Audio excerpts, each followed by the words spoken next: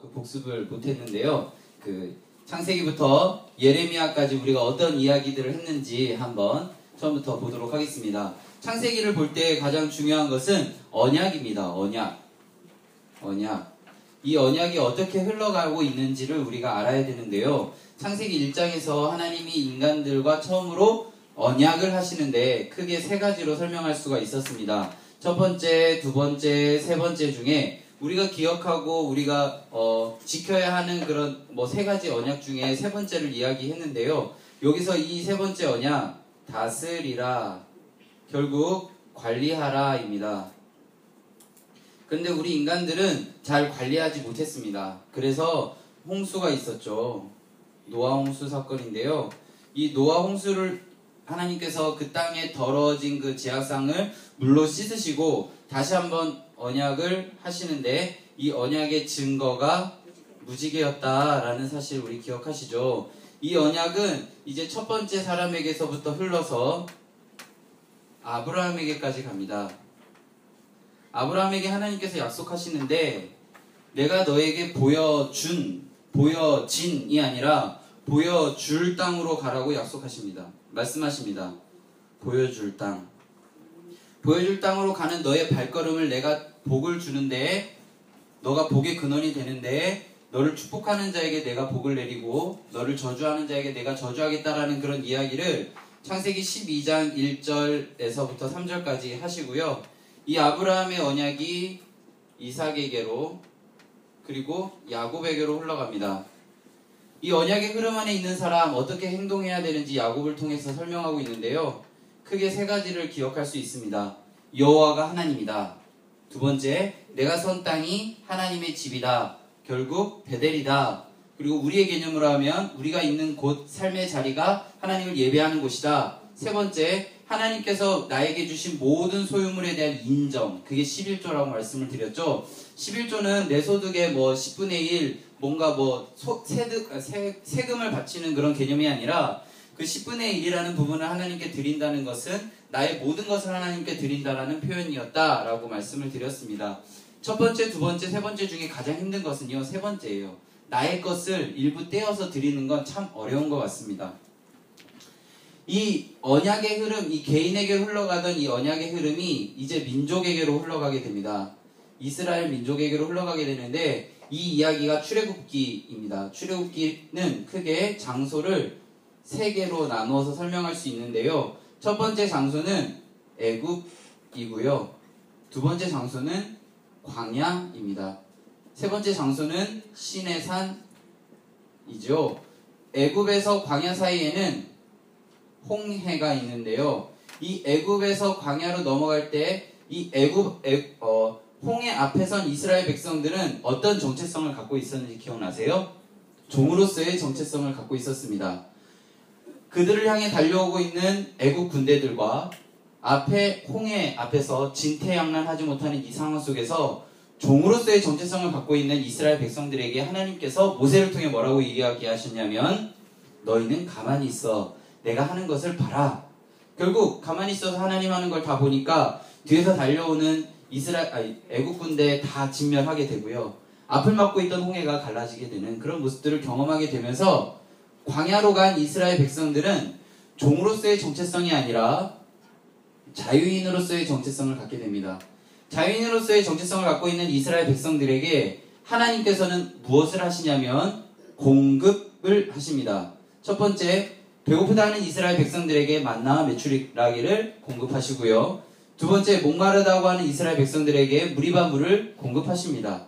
세 번째, 힘없는 이스라엘 백성들에게 아말렉 전투를 통해서 물을 공급하시는 장면을 볼 수 있습니다. 자유인에게는 하나님은 공급하십니다. 이 홍해를 건너는 것을 신약에서는 무엇으로 이야기하는지 기억나세요? 세례로 설명하고 있습니다. 이 구절은 고린도전서 10장입니다. 홍해를 건너는 종으로서 자유인으로 되는 무엇을 할 수 없는 이러한 상황 속에서 홍해를 건너므로 자유인이 됐던 것처럼 하나님의 공급하심을 누렸던 것처럼 우리가 세례를 받음으로 인해서 종으로서 살았던 그런 삶이 아니라 어찌할 바 모르는 두려움 속에 있는 삶이 아니라 하나님께 공급받는 삶을 살아가기로 결단하는 것이 세례입니다. 이스라엘 백성들 광야를 지나 시내산에 도착하게 됩니다. 시내산에 도착해서 이스라엘 백성들 24장에서 하나님과 언약을 하게 되죠. 이 언약을 하게 됐을 때 이스라엘 백성들 어쩌면 신앙의 상태가 최고점에 이르렀다라고까지 이야기할 수 있는 정말 너무나도 즐겁고 행복한 상황이었습니다. 그런데 이스라엘 백성들이 목표로 했던 땅은 시내산이 아니었습니다. 약속의 땅 가나안이었습니다. 약속의 땅 가나안으로 빨리 가야 되는데 지금 이 감정을 끝까지 지키고 가야 되는데 시내산 꼭대기로 올라간 못에 내려오는 것이 더딥니다. 그래서 32장에서 무엇을 만드냐면 금송아지를 만들죠. 금송아지를 사건이 32장에서 34장입니다. 이 이야기 이스라엘 백성들 신앙이 나빠서 아닙니다. 신앙 상태 최고점이었습니다. 누가 봐도 하나님의 보호하심 아래 있다라고 이야기할 수 있는 상황이었습니다. 그들이 왜 하나님이 아닌 금송아지를 만들었습니까? 잊지 마십시오. 자신의 계획이 있는데 그것이 더디어지는 것을 견디지 못했기 때문입니다. 그래서 금송아지를 만들었다는 것. 그리고 31장 마지막과 35장 제일 처음 부분에 있는 규례, 율법, 법칙이 있는데요. 그것은 무엇이냐면 안식일과 관련된 이야기입니다. 결국 이스라엘 백성들이 왜 마음 가운데 조급함이 있었습니까? 신앙이 안 좋아서가 아니라 그의 마음 가운데 하나님 품 안에서 잘 쉬지 못했기 때문에 그들의 마음 가운데 더디어지는 조급함이 생기게 되고 하나님이 아닌 금송아지를 만들었다는 것 꼭 기억하셨으면 좋겠습니다. 이스라엘 백성들 이제 40장에서 성막이 완공되어지고 성막 위에 구름이 머물게 됩니다. 결국 여호와의 영광이 이스라엘 백성들과 함께 한다라는 것을 알 수 있습니다. 시내산에 지금 현재 이스라엘 백성들은 시내산 주변 시내 광야에 있습니다. 이제 레위기는 어떤 책이냐면요. 시내산 주변에 있는 시내 광야에서 가나안으로 가야 되는데 이스라엘 백성들이 가나안 땅으로 가는 과정 속에서 여러 가지 염려되어지는 것, 그리고 가는데 행복하게 가는데 방해되어지는 것들을 하나님께서 여러 가지 규칙들을 정하셔서 그것들만 잘 지키면 너희들이 참 행복하게 갈 수 있다라고 이야기하십니다. 그래서 레위기의 가장 첫 번째 되는 원칙은 무엇이냐면 지금 내가 이야기하는 것을 잘 지키면 살고 너희들이 거절하면 죽는다입니다. 이 레위기 16장의 가장 키가 되는 장은 16장입니다. 16장은 대속죄일인데요. 대속죄일은 어떤 절기냐면 스스로 자신의 모든 죄를 하나님 앞에 다 내어놓는 절기입니다. 하나님 앞에 다 스스로 모든 것들을 다 내놓는데 번제단에서 까지만 해서 내놓는 것이 아니라 성소를 지나 지성소까지 결국 하나님을 만나는 대면하는 그런 모습까지 결국 하나님 앞에 내가 스스로 죄를 다 끄집어내는 것입니다. 그렇게 되면 무엇이라고 기록되어 있냐면 안식일 중에 안식일이라고 되어 있습니다. 내 안에 있는 모든 것, 거리끼는 것, 하나님 앞에 나아가는데 주저되는 그 모든 것들을 다 끄집어내야 너희 안에 참 안식이 있다라는 것을 레위기 16장에서 이야기하고 있습니다. 레위기서까지도 지금 이스라엘 백성들은 시내산 주변에 있습니다. 이제 민수기에서 이동을 시작하는데요. 민수기에서 가장 중요한 건 무엇이라고 말씀드렸죠? 인구조사입니다. 1장과 26장에 나와 있는 인구조사. 요즘 새벽 예배 때 지금 민수기 읽고 있는 걸로 알고 있는데요. 1장과 26장 얼마 안 되는 기간 동안 왜 인구조사를 두 번 했냐면 25장에 시딤 음행 사건이 있었습니다. 시딤 음행 사건 왜 일어나게 되죠? 누구와 만나서? 22장에서 24장에서 발람이 만났기 때문입니다. 지금 이 정도 새벽 예배 때 지금 읽고 있는 것 같은데요. 맞죠? 막 이 새벽 예배 할 때만 뭔가 떠오르고 그러지 않으세요? 자, 22장, 24장에서 발람과 발락이 만나서 이야기를 나누게 되고 하여간 그 과정 속에 시딤 음행의 단초를 발람의 꾀에서 이야기하였다라는 이야기는 민수기 31장에 나와 있습니다. 자, 그러면 이스라엘 백성들 조금 더 이야기하면 여기 진을 여기 그렸네요. 16장에서 어떤 일이 있었습니까? 여기서 있는 르우벤 지파와 요 남쪽에 있는 고핫 지파의 몇 명이 요 동쪽에 사는 모세와 아론에게 찾아가서 너희들이 도대체 뭔데 그렇게 특별한 일을 하냐라고 이야기합니다. 고핫 지파의 고라, 그리고 르우벤 지파의 다단, 아비람, 오니, 그리고 지휘관 250명과 함께 찾아가서 모세 아론에게 그렇게 이야기를 하죠. 너희들이 무언데, 너희들이 얼마나 대단한데? 라고 이야기하니까 모세가 그렇게 이야기합니다. 너희들이 하는 것도 지금 특별하다. 그래서 여호와 하나님이 어떤 이야기를 하시죠? 고라의 장막에서 떠나라. 레위기 기억하면 됩니다. 고라의 장막에서 떠나면 살고 그렇지 않으면 죽습니다. 그래서 이 일이 있어서 그 전염병이 한번 돌거든요. 그래서 굉장히 많은 사람이 죽게 됩니다. 다시 지휘권, 무너질 수도 있었던 지휘권을 17장에서 아론의 쌍난 지팡이를 가지고 이렇게 다시 한번 설명을 하고요. 민수기에서 또 한번 중요한 이야기, 그 가나안 바로 입구까지, 원래는 이쪽인데요. 편의상 이쪽에 그릴게요. 그 가나안 입구에 이렇게 도착을 했는데 그 들어가지 못한 이야기가 어디에 나오냐면 13장과 14장에 나옵니다. 이 이야기 12명의 정탐꾼이 가서 그곳을 탐지하고 돌아와서 듣고 그것에 대해서 원망하고 그것 때문에 사람들이 40년 동안 훈련받게 되는데요.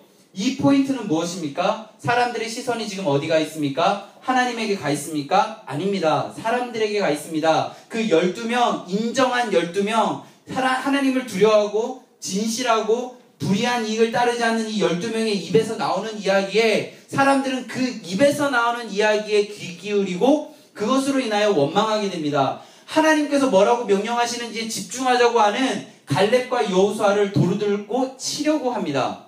그래서 이스라엘 백성들은 40년간 방황이 아니라 교육을 받게 되죠. 그래서 이스라엘 백성들은 40년 동안 광야에서 이렇게 빙글 돌아서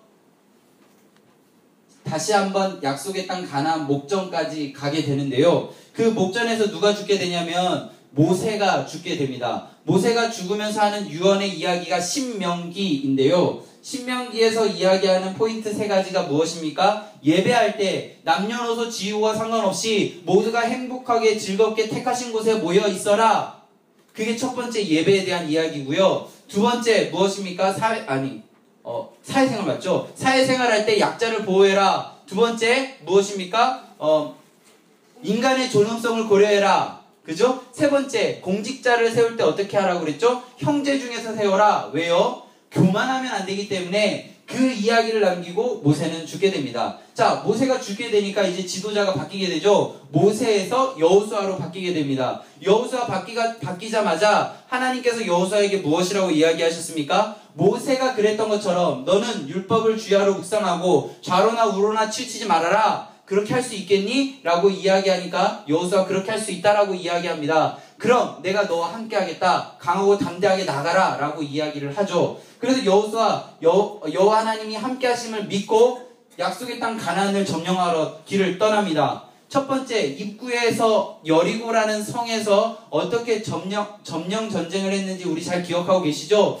여리고에 들어가기 직전에 시딤이라는 곳에서 어떠한 일을 했냐면 할례를 합니다. 전투력을 최하점까지 내려가게 합니다. 그래서 그들이 했던 일은 무엇입니까? 장막에 들어가서 여호와 하나님께 보호하심을 구합니다. 자신의 약함을 하나님께 고하고 여호와 하나님의 보호하심을 구합니다. 여호와 하나님 보호해 주시죠. 이제 여리고를 향해 떠납니다. 전투를 하는 것이 아니라 여리고성 주변을 돕니다. 우리는 여리고성 주변 돈 거 잘 알고 있죠. 그리고 돌고 나서 나팔 분 것도 잘 알고 있습니다. 근데 우리가 기억해야 되는 부분은 그 부분도 물론 중요하지만 돌면서 아무 말도 하지 말라고 명령했다는 것. 사람의 경험을 완전히 배제한 그런 여리고성의 전투, 하나님이 어떻게 일하심을 알려주는 전투라는 사실을 우리는 기억해야 됩니다. 그래서 아이성을 지나 이 중부를 점령하게 되고요. 그 다음에 남부를 점령하고 북부를 점령해서 이스라엘 백성들 하나님께서 허락하신 약속의 땅을 점령하게 됩니다.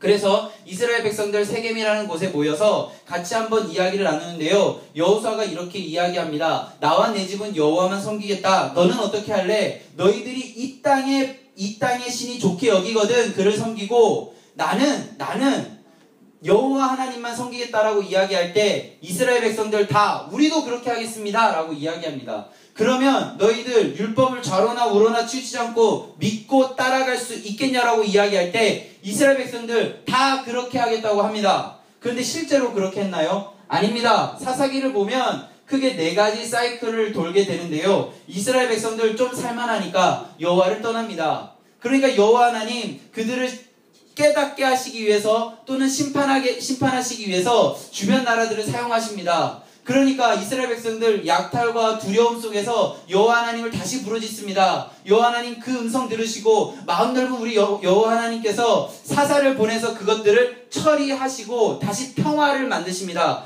평화되니까 또 여호와 하나님 있고 여호와 하나님 잊으니까 또 주변 사람들이 와서 괴롭히니까 또 하나님 잡고 하나님 그 부르짖음 듣고 또 사사 보내고 또 사사 보내니까 평화로워지니까 또 하나님 있고 이러한 사이클이 12번이 돈다는 것이 사사기입니다. 왜 12번의 사이클이 돌았을까요? 이들 안에 왕이 없었기 때문입니다. 이들의 삶 가운데 왕이신 여호와 하나님이 없었기 때문에 그들이 힘들고 어려울 때는 하나님 찾지만 그들의 삶이 좀 나아지면 하나님을 잊어버리는 삶을 살았다는 것입니다.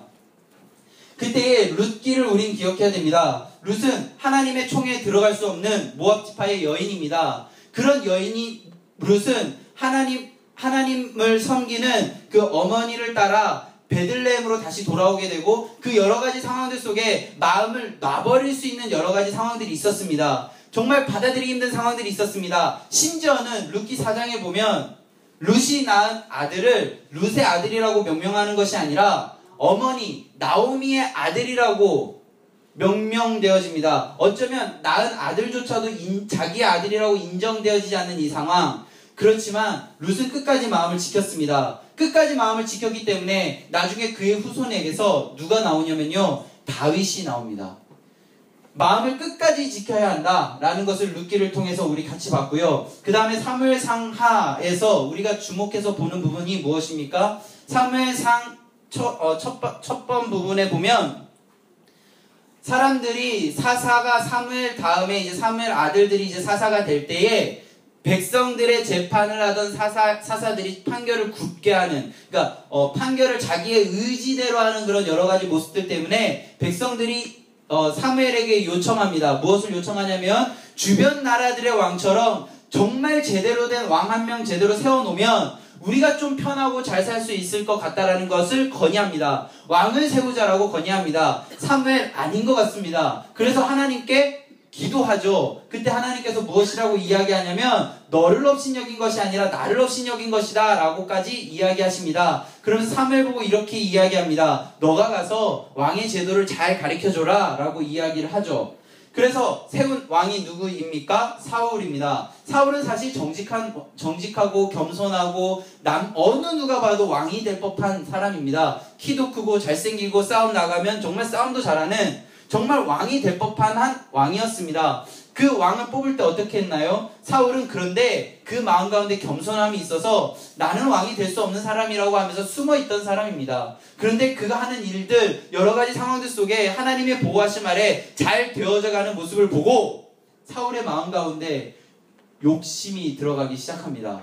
그래서 하나님께서 점령하라고 한 아말렉 땅으로 갈 때 완전히 진멸하라고 했는데 그렇게 명령하셨는데 자신의 생각에 좀 좋게 생각되어지는 귀족들을 남겨놓습니다. 하나님의 명령 거절합니다. 두 번째, 자신의 계획 안에서 전쟁을 출동하려고 할 때 어떻게 했나요? 사무엘이 오는 것이 더디어짐으로 인하여 자신의 전쟁 계획이 어그러짐으로 인하여 자신이 번제를 드려버립니다. 이 두 가지 큰 잘못 때문에 사울에 있던 여호와의 영이 떠나고 그 안에 악령이 들어가게 됩니다. 여호와의 영이 떠나자 그 여호와의 영이 어디로 들어가게 되나요? 다윗에게로 들어가게 됩니다. 다윗에게로 들어간 여호와의 영, 우리가 생각할 때 여호와의 영이 내게 임하시는 순간부터 나의 인생이 바뀌고 승승장구할 것 같은데 다윗은 그때부터 도망자의 인생을 간다는 사실, 심지어는 자신의 식솔들 앞에서 그 식솔들을 보호하기 위해서 어떻게 했나요? 다른 나라 왕 앞에서 미친 채까지 해야 했던 그 다윗. 그렇지만 다윗 끝까지 마음을 지켰습니다. 그래서 결국 이스라엘 왕이 되고요. 남유다 전체의 왕이 되어집니다. 여기서 끝나면 너무나도 좋겠죠. 그런데 다윗 사무엘하 11장에 보면 밧세바를 보고 음행을 하게 됩니다. 자, 그럼 제가 이제 항상 드리는 질문이 있습니다.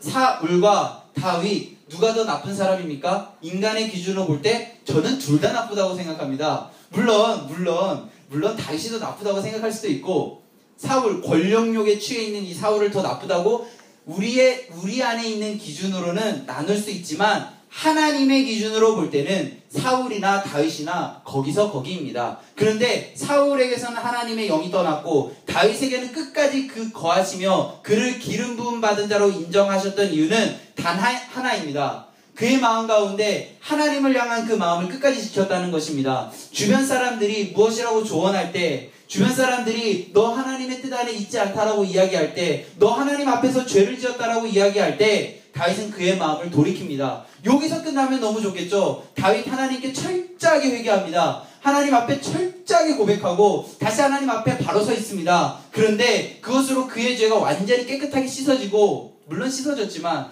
그 죄값을 묻지 않으면 너무 좋겠지만 하나님 그의 죄값 물으십니다. 그 죄값 물으시는 순간에도 다윗은 마음을 돌릴 수 있었을 법합니다. 내가 이 정도 회개했으면 하나님 왜 나에게 또 이런 역경을 주시냐고 이야기했을 법한데 다윗 끝까지 그 마음을 지킵니다. 그래서 사무엘 하 마지막 부분에 보면 하나님께서 그를 기름 부음 받은 자라고 인정하셨다라는 그런 표현이 있습니다. 열왕기상으로 넘어가겠습니다. 열왕기상 하 많은 역대 왕들의 이야기들이 있죠. 그 이야기의 포인트는 두 개입니다. 하나님 앞에 제대로 서 있으면 선한 왕, 하나님 앞에 제대로 서 있지 않으면 악한 왕입니다. 자, 그 이야기가 역대기에도 다시 한번 반복해서 나오는데 역대기서는 어떤 책입니까? 제가 열왕기 하나 얘기 안 했구나. 열왕기 하에 보면 므낫세라는 사람이 나오게 되는데요. 므낫세라는 사람 55년 동안 통치했습니다. 사람들의 기준으로 참 잘 된 왕입니다. 폭정을 했을지도 잘 모르겠지만 어쨌든 55년 동안 왕으로서 인정받은 사람입니다. 그 사람을 하나님은 악하다고 이야기합니다. 결정적인 순간에 하나님을 잡은 것이 아니라 아수르의 손을 잡았기 때문입니다. 그 당시에 가장 강력한 힘을 갖고 있던 아수르와 손을 잡았기 때문에 그의 왕정 55년은 보장되었습니다. 그런데 하나님은 그를 악하다라고 합니다. 여기까지가 열왕기 상하고요. 역대기 다시 가도록 하겠습니다. 역대기 열왕기 상하 이야기가 다시 복사본처럼 다시 되어지는데 여기서 좀 변형되어지는 것이 있습니다. 변형되어지기보다는 조금 수정되어지는 부분이 있는데요. 어떤 이유 때문이냐면 이스라엘 백성들은 지금 70년 동안 바벨론의 포로로 살았습니다. 하나님 땅을 깨끗하게 하시기로 결정하시고 이스라엘 백성들 바벨론의 포로로 살게 하셨는데 땅이 깨끗하게 되어지고 다시 돌아와야 되는 시점이 있었습니다. 이스라엘 백성들의 마음 가운데 이제 좀 적응되어질 법한데, 이제 좀 살만한데 왜 다시 또 힘든 예루살렘으로 우리 돌아가야 되냐는 그런 물음을 던집니다. 그때 이스라엘 백성들에게 민족으로서의 정체성, 자긍심이 필요했던 겁니다. 그래서 예전 아담부터 시작된 많은 이야기들을 해나가면서 이스라엘 백성들의 마음 가운데 너희들 그래도 예루살렘에서 어떻게 하나님께서 역사하셨고 그 안에서 우리가 예배했다라는 것을 알려주고 우리 다시 그곳으로 돌아가자라고 이야기하기 위해서입니다. 그때 많은 왕들의 그런 이야기들을 할 때 우리가 주목해야 되는 부분들은 무엇입니까? 이스라엘 백성들을 이끌어갔던 왕들이 결정적인 순간 정말 힘들고 사람의 생각으로는 도저히 할 수 없을 때에 하나님 앞에 기도했다는 겁니다. 아사왕, 그 많은 구스인들이 그 자기를 향해 쳐들어올 때 강한 자와 약한 자 사이에는 여호와 하나님밖에 없다라고 고백했고, 그리고 여호사밧 왕 삼국 연합이 침략해 올 때 어떻게 했습니까? 지금 이 상황에서 우리를 구원할 자 여호와 한 분밖에 없다라고 고백했습니다. 그렇게 역경을 이겨내는 그런 모습들을 한번 쫙 보여주고 우리 가자라고 이야기하기 위한 책, 그게 역대기입니다. 그럼 바벨론에 살아갔던 사람들은 어떻게 살아갔을까요? 에스라, 느헤미야, 에스더를 통해서 우리는 알 수 있습니다. 에스라, 느헤미야에서 가장 중요한 포인트는 무엇인가 하나님의 일을 하기 전에 에스라와 느헤미야는 하나님 앞에 예배했다는 것입니다. 예배하고 하나님의 뜻이 무엇인지 분명하게 알고 그 분명한 뜻을 바라보며 함께 갔다는 것입니다. 우리가 주목해야 되는 부분들이 이런 것입니다. 우리가 하나님의 일을 한다고 할 때 무언가 하나님의 뜻이 무엇인지도 모르고 시작하는 것이 아니라 하나님의 뜻이 사실은 잘 모르지만 우리 안에서 함께 기도하면서 그 뜻을 찾아보려는 노력이 먼저 있어야 된다는 사실입니다. 에스더는 어떻습니까? 하나님의 뜻 안에서 왕후까지 되었습니다. 그의 마음 가운데 많은 것을 지켜야 될 것들이 너무나 많았을 것입니다. 그런데 결정적인 순간 너가 그 모든 것들을 허물어뜨릴지라도 하나님의 뜻을 해야 된다라고 이야기할 때 에스더는 과감하게 그 모든 것들을 내려놓을 준비를 하고 그 일을 합니다. 우리 안에 쌓여져 가는 여러 가지 것들이 있습니다. 그런데 에스더를 보면서 하나님이 그것들을 허물어뜨릴 수도 있다라는 생각이 들어도 우리는 그것들을 과감하게 포기하고 하나님의 뜻 의지하며 나아가야 된다는 것 에스더를 통해서 알 수 있습니다. 그 다음에 욥기입니다. 욥은요 지금 오늘 이제 볼 건데요. 에스겔서 14장에 보면 이스라엘 백성들이 위인처럼 생각하던 세 명이 있습니다. 욥과 노아와 다니엘입니다. 이 세 명은 정말 자타가 공인하는 최고의 위인입니다. 욥은 왜 위인이냐면 고난 속에서 그것을 이겨내고 회복했기 때문입니다. 어떻게 고난 속에서 이겨내고 회복되어졌는지 우리는 알아야 됩니다. 고난 속에 있었다는 것만 기억하는 것이 아니라 회복했다는 겁니다. 많은 이야기들, 정말 이해가 되지 않는 이야기들, 이유가 없기 때문에 우리 인간의 머리로는 이해가 되지 않는 그 이야기들을 하나님을 직접 만남으로 그 모든 것들을 해결하고 회복했다는 그 사실 욥기를 통해서 알 수 있습니다. 시편의 많은 이야기들, 세상 사는 사람들의 이야기입니다. 정말 많은 이야기들이죠. 150가지의 이야기들이니까요. 그 이야기의 결론은 무엇입니까? 그러니까 우리 하나님 찬양하자. 그러니까 우리 하나님 예배하자. 이러이러한 상황 속에서 우리 하나님 감사하고 찬양하자. 이런 것입니다. 그 조건이 무엇입니까? 150편 6절에 나와 있습니다. 우리 안에 호흡이 있기 때문입니다. 호흡 있는 자마다 여호와를 찬양할지어다. 그렇게 이야기하고 있습니다. 자, 그러면 이제 잠언 가겠습니다. 잠언은 그리스도인으로서 잘 살아가는 법입니다. 우리 잘 살고 싶지 않으십니까? 그럼 여호와를 경외하면 됩니다. 여호와를 경외하는 것이 지식의 근본이고 여호와를 경외하는 것이 지혜의 근본이기 때문입니다. 그러면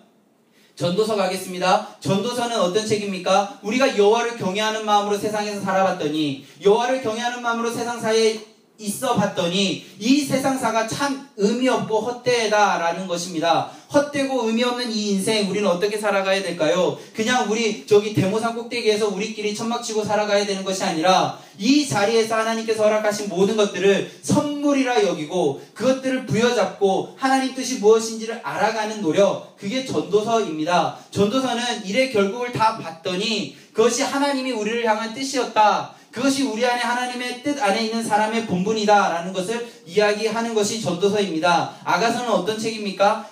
남자와 여자의 사랑의 이야기입니다. 그때 우리가 읽어야 되는 부분들은 무엇이냐면, 물론 나중에 신약에 가서 예수님과 인간 간의 사랑으로 읽어나가면 너무 좋겠지만 일단은 구약이니까, 구약 우리가 읽기 하고 있으니까 구약에서 우리가 남자 주인공이 되어보는 겁니다. 우리가 여자 주인공이 되어보는 겁니다. 여자 주인공, 너무나 사랑하는 그 남자, 어느 순간 품에 안았는데 자고 일어났더니 떠났고 다시 찾으려고 가는데 참 찾기 힘든 그 상황. 남자, 그 여러 가지 상황 속에서 그 너무나도 사랑하는 여인과 함께 있었지만 떠나야만 하는 그런 상황. 다시 찾아온 여인과 다시 그런 사랑을 나눌 때에 다시 떠나야만 하는 그런 상황들을 우리 한번 경험해 보자라는 것입니다.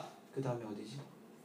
이사야는 어떤 책입니까? 우리가 은이라고 볼 때 우리는 어떤 은 상태입니까? 은 찌꺼기 상태입니다. 왜냐하면 요 동쪽으로 들어와서 요 마당까지만 밟았으니까. 그렇지만 우리가 마음 가운데 조금 깨달음이 있어서, 아니 하나님 앞에 돌아와서 이 마당 앞에서 끝나는 것이 아니라 번제단을 지나 성소를 지나 지성소까지 가야 되는 우리의 삶이라는 것을 깨닫고 돌아온다면, 은찌꺼기, 은으로서의 어느 정도의 상태가 있으니까 하나님께서 다시 은으로 만들어 주시니까, 우리를 극상품 포도나무로 다시 만들어 주실 것이니까, 이러한 이야기가 이사야입니다. 개선의 여지가 있는 상태. 그럼 우리 저번 주에 했던 예레미야 보겠습니다. 예레미야는 은을 어떻게 표현했습니까?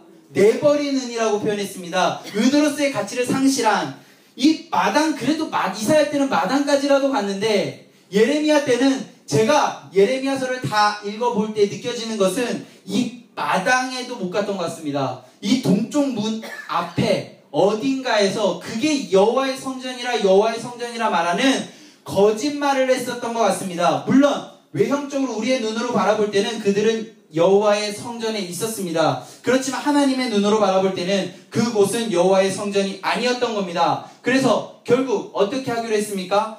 이들이 이 땅이 더러울 지대로 더러워져서 이 땅에 있는 이스라엘 백성들이 바벨론이라는 곳에 70년 동안 있으면 내가 이 땅을 깨끗하게 하겠다, 다시 기경하겠다, 다시 무너뜨리고 다시 깨끗하게 다시 세우겠다라고 여호와 하나님 명령하십니다. 기다리라는 것이죠. 여기까지가 예레미야까지 했습니다. 감사합니다. 제가 막 중간중간에 저기 시간 보면서 하느라고요. 이렇게 좀 한 권 이런 거 막 이렇게 했는데요. 다 아시죠? 내용들. 제가 이렇게 하면은 좀 그려지시고 그러시잖아요. 그래서 오늘은 이제 에스겔서를 볼 건데요. 제가 그때 저번 주에 예레미야 설명했었던 것 좀 기억해 보면서 제가 에스겔에 대해서 좀 설명을 좀 드릴게요. 예레미야는 설명할 때 누구의 후손이라고 했었던 거 기억나세요? 대제사장 다윗에게 대제사장이 2명이 있었는데 사독은 여기에 쓸게요. 한 명 더 아비아달이라는 사람이 있었잖아요. 이 아비아달이라는 사람은 어떤 사람이었는지 기억나세요? 다윗이 도망할 때 너무 배가 고파서 들어갔던 집이 이 아비아달의 아버지의 집이었어요. 그래서 들어갔는데 아버지가 그 진설병을 주고 그리고 갑옷 같은 거 좀 챙겨주거든요. 그것을 도액이라는 사람이 사울에게 밀고를 해요. 그래서 아히멜렉의 일가가 사울에게 의해서 다 거의 진멸되다시피 하거든요. 그때 도망 나와서 다윗에게 간 아히멜렉의 아들이 아비아달이에요. 그래서 다윗이 도망 다닐 때 항상 그 근처에서 함께 어려움을 경험하고 함께 다시 세워가는 것들을 함께 했던 사람이 이 아비아달이거든요. 다윗에게는 정말 각별한, 그리고 이 사람이 제사장이잖아요. 그래서 다윗에게는 둘도 없는 그런 파트너와 같은 사람이거든요. 그래서 이 아비아달을 중심으로 해서 다윗과 함께 같이 도망 다니고 나라를 세웠던 사람들이 어쩌면 정통 라인이라고 생각한다면, 다윗이 이제 나라를 세우고 이제 아비아달 한 명, 몇 명만으로는 안 되니까 또 몇 명의 그런 신하들과 관리들을 세웠겠죠. 그때 대제사장 중에 한 명을 사독이라는 사람을 세웠어요. 이 사독을 중심으로 해서 신흥 세력이 이제 형성이 되어집니다. 그래서 이제 아비아달을 중심으로 한 정통 계열은 다윗의 후계자를 누구를 생각했냐면 아도니아를 생각했어요. 누가 봐도 아도니아가 왕이 될 거라고 생각했거든요. 그래서 이 정통 라인에 있었던 많은 권력자들은 아도니아가 왕이 되어지게 하기 위한 것들을 준비하고 있었습니다. 그리고 이 사독은 만약 아도니아가 왕이 되게 되면 이들은 또 정치의 세력에서 밀리기 때문에 이들도 왕을 준비하기 시작하는데요. 그때 왕으로 생각했던 사람이 솔로몬입니다. 결국에는 누가 봐도 아도니아가 될 거라고 생각했는데 또 이들이 뒤에서 이렇게 살살살 해가지고 결국 이제 솔로몬이 왕이 되게 되죠. 그러면 솔로몬이 이제 다음 왕이 되면 솔로몬은 누구를 제일 먼저 숙청하기 시작할까요? 이 정통 라인에 있는 아도니아를 따라갔던 그 사람들을 숙청하려고 했겠죠. 왜냐하면 시도 때도 없이 이 솔로몬을 제거하고 다시 자기들의 정통성을 다시 확보하기 위해서 노력했을 거기 때문에요. 그래서 이 자리에 있었던 많은 관리들은 많이 죽어요, 이때. 그런데 아비아달은 차마 죽이지 못하고 고향이었던 아나돗으로 유배를 보내요. 너 고향에서만 살아라. 이제 고향에서 살아라. 그래서 이제 제사장의 이런 라인으로는 크게 2가지가 있는데요. 첫 번째는 이 아비아달 아나돗으로 갔던 아비아달의 후손들, 그리고 왕정과 권력의 중심이었던 예루살렘에 남아있었던 사독을 중심으로 한 라인, 이렇게 크게 2가지 라인이 생겨요. 그러면 이 아비아달을 중심으로 한 아나돗에서 나온 예레미야는요, 중요하게 중요하게 생각하는 포인트가 예루살렘 성 안에 있는 성전 그 땅이 아니라는 거죠. 이 사람 예레미야에게 중요한 건 율법, 하나님 말씀입니다. 이스라엘 백성들이 멸망하게 되어진 이유가 무엇이라고요? 하나님의 말씀 율법에서 떠났기 때문입니다. 자, 그러면 사독의 흐름에서 나온 사람이 오늘 함께 볼 에스겔인데요. 이 사독의 중심으로 이어져 왔던 라인들은 항상 왕과 함께하고 국가 권력을 하나님 뜻 안에서 통치하는 데에 가장 중심되었던 사람이에요. 그럼 이 사람도 물론 율법을 중요하게 생각하겠지만 이 에스겔이 중심으로 생각하는 것은 예루살렘 땅입니다. 예루살렘 땅이 하나님을 높이기에 적절한 땅이 되어야 하고요. 그 땅은 하나님께서 이미 깨끗하게 하고 계시고 하나님 깨끗하게 하신 것이 완성되었을 때 우리가 다시 그곳에 돌아가서 그곳에서 하나님을 높여야 한다라는 생각을 갖고 있었던 에스겔이죠. 그래서 예레미야와요 에스겔은요 좀 다른 이야기를 해요. 이사야는 좀 예레미야와 좀 비슷한 이야기를 하는데 에스겔은 이사야 예레미야와는 조금 다른 이야기를 합니다. 땅을 굉장히 중요하게 생각하거든요. 근데 사실 예레미야도요 이야기했던 포인트는 무엇이냐면 지금 너희들이 하나님의 율법을 잘 지키지 않아서 이 땅이 죄로 물들었다. 하나님께서 이 땅을 깨끗하게 하시기로 결정하셨다. 그래서 너희들이 70년이라는 그 기간 동안 다른 지역에 잠깐 옮겨가야 한다. 자, 똑같이 땅도 얘기했고 율법에 대해서 얘기했는데 자, 이유가 무엇인지를 우리가 기억해야 돼요. 예레미야는 그렇게 땅을 깨끗하게 하기로 결정한 이유가 무엇이냐면 율법 때문이라는 거예요. 하나님의 말씀이 그 땅에 심겨지는 것을 방해하는 그런 죄악상 때문에 그 안에 정직한 사람이 한 명도 없었기 때문에 이 땅을 하나님께서 다시 기경하시겠다 이런 거거든요. 그러면 에스겔은 지금 어떤 상황이냐면 에스겔서 우리 1장을 보면 우리 조금 이야기를 조금 진행을 해볼게요. 이제 에스겔서 1장을 보면 1장 2절을 보면 지금 에스겔은 지금 나이가 1장 1절에 30세거든요. 30살째 되던 해에 그때가 언제냐면 여호야긴 왕이 사로잡힌 지 5년 되던 해예요. 그러니까 에스겔은요, 자, 왕과 함께하던 사독의 그런 후손이기 때문에 왕이 잡혀갈 때 함께 잡혀간 거예요. 지금 바벨론에 그 왕정에 있는 사람들과 함께 바벨론에 잡혀가 있는 상황이거든요. 그러면 이 함께 잡혀 있는 사람들에게 에스겔이 전해야 하는 이야기는 무엇일까요?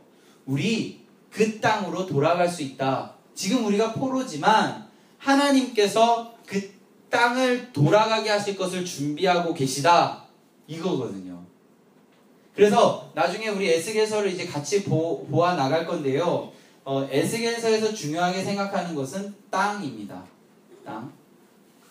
그래서 에스겔서를 크게 두 가지로 이렇게 크게 나눠서 설명할 수 있는데요.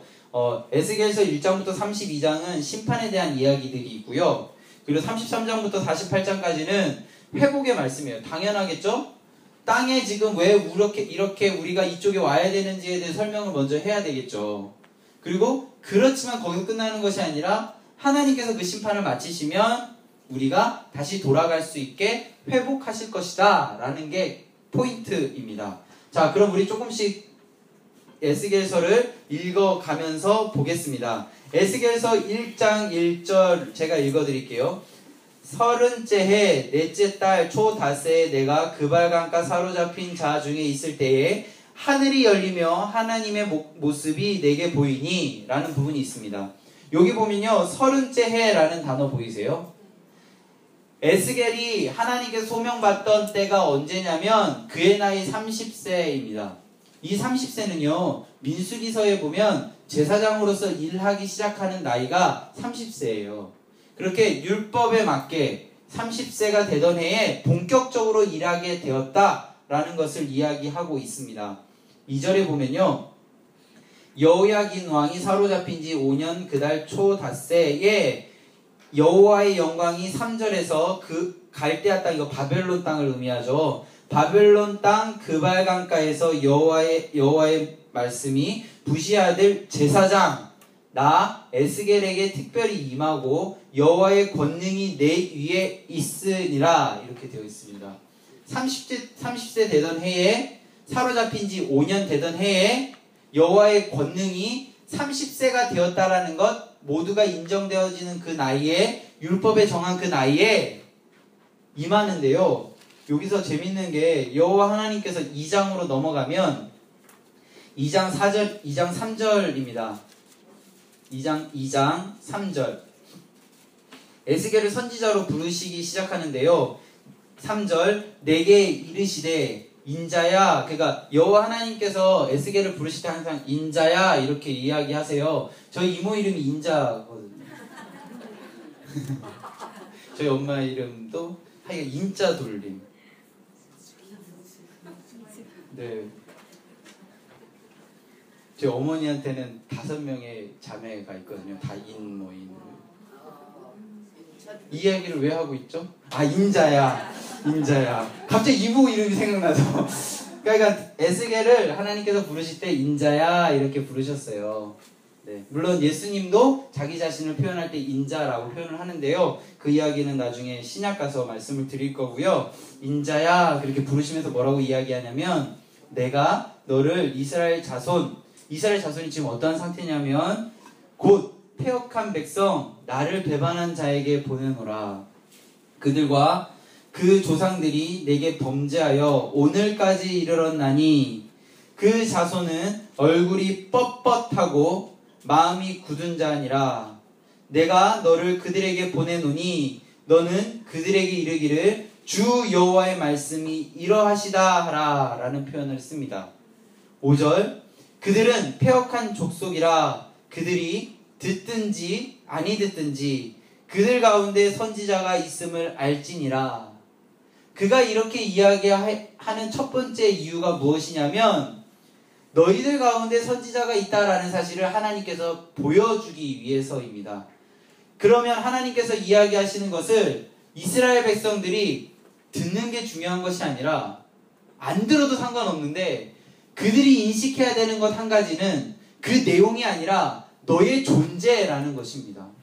혹시 주변에 내가 그리스도인으로 살아가는 것에 대해서 내가 하는 이야기에 대해서 혹시 이렇게 CR도 안 먹히는 것 같은 그런 느낌을 받으실 때가 있습니까? 그럴 때 이 말씀을 좀 기억하셨으면 좋겠습니다. 하나님께서 그 자리에 우리를 보내신 이유는요, 그들에게 뭔가를 듣게 하기 위해서 아니고요, 우리의 그리스도인으로서의 우리의 존재를 그들에게 증명하기 위해서입니다. 그래서 저는요, 뭔가를 선포해라 라는 말보다 살아내자 라는 이야기를 너무 좋아해요. 하나님의 명령대로 살아가는 우리들의 모습을 그들이 보면 하나님의 때에 그들의 마음 가운데 하나님이 감동시키실 거거든요.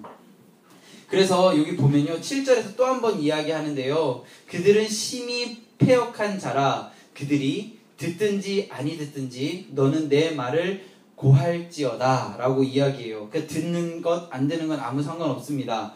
자, 9절에서 내가 보니 보라 한 손이 나를 향하여 펴지고 보라 그 안에 두루마리 책이 있는데 그 두루마리 책 안팎에 무엇이 쓰여져 있냐면 맨 아래 보면 나와 있는데요. 애고, 재앙이 적혀 있습니다. 슬픈 이야기가 적혀 있는 거죠. 들으면 마음이 아픈 이야기, 들으면 뭔가 듣기 싫은 그 이야기를 적혀 있는데요. 3장 1절을 보면 인자야 너는 발견한 것을 먹으라. 너는 이 두루마리를 먹고 가서 이스라엘 족속에게 말하라. 내가 입을 벌리니 그가 그 두루마리를 내게 먹이시며 내게 이르시되 인자야 내가 내게 주는 이 두루마리를 내 배에 넣으며 내 창자에 채우라 그리 하시기에 내가 먹으니 그것이 내 입에 달기가 꿀 같더라 라는 표현이 있습니다. 그래서요 7절 우리 같이 읽어볼까요? 7절 3장 7절 읽기를 시작합니다. 시작.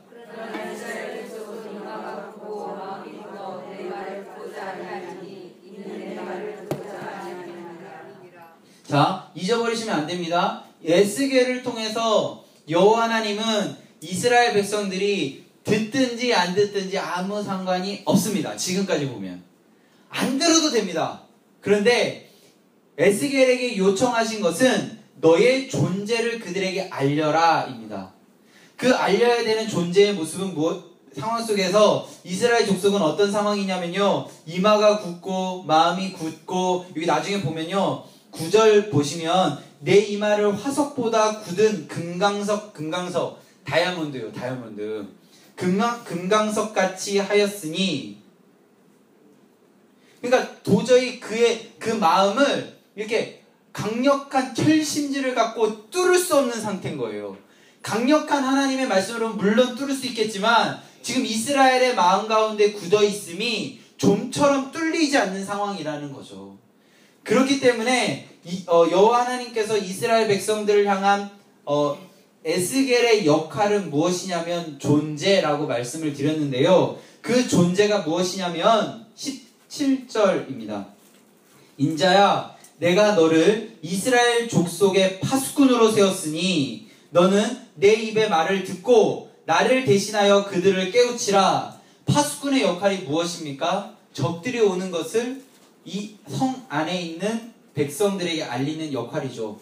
그 백성들이 파수꾼의 소리를 듣고 피하면 사는데, 파수꾼의 소리를 듣고 그것을 무시하고 그렇게 되면 그들이 죽게 되죠. 자, 파수꾼의 역할은 어디까지인가요? 적들이 온다라는 사실을 백성들에게 알리는 것까지입니다. 그들을 교화시키고 그들의 마음을 돌이키고 그것들이 아니에요. 그냥 적들이 오고 있다라는 사실을 그들에게 뭐 북을 치든 뭐 온갖 신호를 다해서 알리면 되는 거죠. 그들의 마음이 돌이키고 안 돌이키고는 그들의 몫입니다. 하나님께서 에스겔에게 요청하시는 것은 파수꾼이라는 사실, 어쩌면 이 시대를 살아가는 우리에게 요청하시는 것이 저는 파수꾼이라는 생각이 조금 들어집니다. 우리들의 모습을 보고 사람들이 그리스도인이라는 사람은 이런 사람들이지, 우리들의 모습을 보고 그들이 변하지 않을지라도 우리가 그리스도인으로서의 모습을 그들에게 증명하고 보여주고 그렇게 살아내면 하나님께서 우리들에게 하시는 이야기가 그들에게 언젠가는 들려질 거라고 저는 생각합니다. 자, 조금 더 보면요. 자, 여기까지 보면 하나님께서 이제 파수꾼으로서의 에스겔에게 수없이 많은 이야기들을 쏟아내시겠죠. 그리고 그걸 보여주시겠죠. 그러면 이 파수꾼으로 세워진 에스겔에게 가장 필요한 게 무엇일까요? 잘 말하는 능력이겠죠. 그걸 듣고 전해야 되잖아요. 듣든지 안 듣든지. 근데 하나님께서는 어떻게 하시는지 아세요? 같이 보겠습니다. 26절 같이 읽습니다. 시작. 내가 너희를 내 인상장에 비치하여 너희가 말 못하는 자가 되어 그들을 듣는 자가 되지 못하게 하리니 그들을 회역하는 족속을 이루리라. 어떻게 하시냐면요, 말을 못하게 하세요. 이 말을 해가지고 뭔가를 그들을 교화시키거나 그렇게 못하게 하세요. 그러면 어떻게 하냐면 이제 이게 33장에 입이 풀리기 시작하거든요. 그러면 32장까지 몸으로써 그것들을 표현하기 시작합니다. 굉장히 힘들어요. 자, 어떻게 표현하기 시작하냐면요, 4장입니다. 4장에 보면 야, 너 가서 저기 토판이 뭐냐면 그 모래판 있잖아. 모래판, 애들 그 소꿉장난 할 때 하는 그 모래판, 그 토판을 갖고 와라. 토판을 갖고 와서 너 지금 말 못하니까 그 예루살렘의 상황을 이렇게 한번 이렇게 그 모래성 쌓듯이 해라. 그거예요. 그게 1절부터 3절까지. 3절의 마지막에 보면 이것이 이스라엘 족속에게 징조니라. 말 못하니까 이제 그렇게 하는 거예요. 또 그리고 4절부터 6절까지 어떻게 하냐면, 야, 너가 이제 몸으로써 그들의 죄악상을 표현해야 되는데 너 이제 왼쪽으로 누워. 빨리 왼쪽으로 누운데 며칠 동안 눕냐면요, 390일, 5절에 보면 390일 동안 누워있어요. 그리고 야, 너 이제 390일 지났으니까 오른쪽으로 누워. 오른쪽으로 며칠 동안 눕냐면 40일 동안 누워. 자, 그것을 설명하십니다. 7절에 죄송합니다. 4절에 보면 내가 그들의 범죄한 횟수대로 내게 나를 정하는데 390일, 이게 하루가 1년이거든요. 그리고 그래서 이스라엘 죄악을 담당시키고, 또 6절에 보니까 그 수가 차면 오른쪽으로 누워서 그 40일 동안 어디의 죄악? 유다의 죄악을 담당하게 하는 거예요. 그러니까 말을 못하니까 이렇게 오른쪽으로만 이렇게 계속 묻는 거예요. 거의 올해 두 개 합하면 390일, 그리고 또 돌아서 40일. 그러니까 총 합해서 430일 동안 한쪽으로만 아마 엄청 배겼을 거예요, 진짜. 제가 그 옛날에 군에 있을 때요, 제가 높으신 분들하고 이렇게 같이 며칠 동안 잔 적이 있거든요. 근데 제가 소위 때라서 이렇게 좀 무궁화 있으신 분들 있잖아요. 막 중령, 소령 분들 이런 분과 함께 잔 적이 있어요. 그래서 제가 보통은 이렇게 침대를 펴드리는데 그때는 조금 상황이 열악해서 침상에서 잔 적이 한 번 있어요. 이렇게 쫙 침상에서. 소이니까 진짜 이렇게 잤거든요. 일주일 동안 잠잘 때만 이렇게 잤어요. 그런데 저 그때 침 맞으러 다녔어요. 그 끝나고. 근데 이 에스겔은요 얼마나 괴로웠을까요? 그냥 지금 제가 혹시 이거 실험해 보셔도 돼요. 오늘부터 이스라엘은 좀 힘드니까 내가 오늘부터 우리 대한민국의 죄악을 담당하겠다. 하루를 1년으로 계산하셔가지고요 45년 우리 광복 이후부터 우리 죄악상만 우리 합시다. 한 분만 한번 해서 저한테 좀 힘들었다는 얘기만 한번 해서 저는 좀 힘들 것 같아요. 저는 다 하지 마시고 한 분만 자원하셔서. 아무도 안 하실 거죠? 자, 그래서 거기서 끝나는 것이 아니라, 자, 먹는 것도요. 9절에 보면 너는 밀, 보리, 콩, 팥, 조, 귀리 가져다가 그것으로 만들어 떡을 먹는데 너 누워있는 동안, 그러니까 누워서 일어나는 것이 아니라요. 누워있는 동안 그것을 먹는 거예요. 그런데 그것을 하는데요. 이렇게 곡식물로 이렇게 떡을 만들어 먹는데 원래는 인분으로 불을 내서 먹으라고 이렇게 되어 있어요. 여기 보면 12절 마지막에 보면 인분 불을 피워 구워서 먹어라 라고 이렇게 되어 있는데 하나님께서 사람의 인분으로 하면 조금 그러셨나 봐요. 그래서 나중에 보면 15절에 보면 쇠똥, 그러니까 소똥으로 그렇게 하라고 이렇게 바꿔서 이야기해 주셨어요. 하여간 어쨌든 이스라엘 백성들을 향한 죄, 유대인을 향한 죄, 그 죄를 담당하는 모습을 보여주시는데 말로 하는 것이 아니라 행동으로 보여줬다는 것. 그것뿐만 아니에요. 5장에 보면요. 자신의 수염을 잘라서 그것의 3분의 1을 이렇게 막 날려요. 날리면서 3분의 1은 뭐, 3분의 1은 뭐, 3분의 1은 뭐, 무슨 죄, 뭐 이렇게 하는 거예요. 행동으로 이제 계속 보여주는 거예요. 그것뿐만 아닙니다. 계속 보면요. 12장으로 한번 가볼까요? 12장으로 가면 이렇게 이사가는 모습을 보여줘요. 이사가는 모습. 이런 식으로 에스겔서에 보면 제가 프린트물에 다 정리해 놨으니까 집에 가서 한번 보시고요. 이렇게 행동으로 보여줍니다. 그러면 이제 에스겔에게 하나님의 영광이 임했고 전해야 될 것들을 하나님이 보여주시기 시작하시잖아요. 그러면서 이스라엘 백성들을 향한 그 많은 죄악상들을 지금 에스겔은요 어디에 있냐면 예루살렘에 있지 않아요. 그죠? 바벨론에 있어요. 그리고 중요한 것은 기억하시는 분도 있을 것 같은데 아직 이스라엘은 멸망한 상황이 아니에요. 시드기야 왕 때 멸망하잖아요.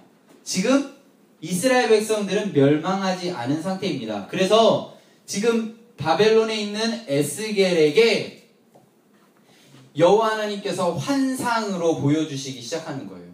지금 예루살렘이 이런 죄악을 범하고 있다라는 것을 환상으로 그냥 막 구름 위에 막 이런 게 아니라 명확하게 보여주시는데요. 우리 그거 하나만 보면요. 8장으로 한번 가볼까요?